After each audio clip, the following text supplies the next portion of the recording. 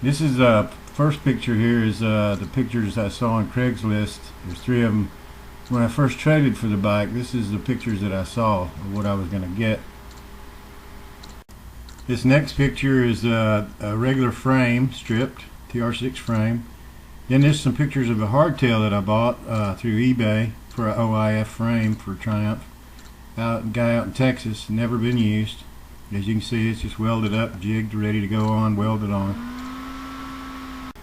And here are these next 3 shots. You can kind of see how I started the mock-up, just kind of sticking it together with bungee cords and stuff, and just kind of seeing how I was going to lay it out, get the hardtail, how it was going to all work out, mounted the rear wheel, the tank, and the seat, just kind of see how it was going to fit, get an idea. And of course, this is the frame after it's actually been welded on. This is what the frame actually looks like once it's welded. This is a picture of a 54 panhead that's been over my desk for like over 10 years. That was my inspiration. And here you can see I painted the frame and the tank and the fender, started putting it together, got the seat just sitting up there, working with the tail lights, got some shorty tail lights and fat boy fender tip.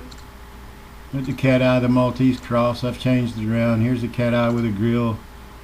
It's a vintage cat eye, fat boy fender tip, like I said, dresser fender. Here's where I mounted the seat. I got a couple of springs out from under an old Craftsman lawnmower seat. Got a few pieces parts at the hardware store, hinge parts, piece pipes, and U-clamps. Mounted the seat, painted it, cut the pan out of an old stove top, porcelain coated. I had one rubber boot gator. I cut it in half to make gators for the seat springs. Kind of cool. The front fender mount, you see there's the front part of an old bumper off an old FLH. I just cut the front tip off the bumper and used it for a fender mount. The seat's actually an old hardtail Harley seat. It's a LaPera seat for an old panhead hardtail. Got from a guy in California, Yoshi. Here you can kind of see the rake of the frame, and the front end I used a headlight mount for an old FX. Kind of had to modify it a little bit. Used a Tradewinds headlight. Looks pretty good. Nice chrome.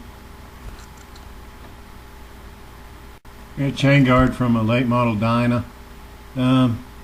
Tank badge I cleaned up, repainted the letters. Here's a top view of the tank. Kind of see the sleek lines of a Triumph tank. Looks pretty good. Here you see the front end's on with the gators on it, and the upswept pipes I'm thinking about using.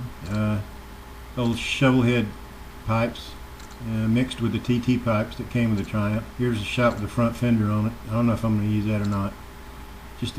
Here's a couple of shots how it looked with just the TT pipes on it. I don't know if I'll use the upswept or not. This is what it looked like with just plain bobber pipes on it.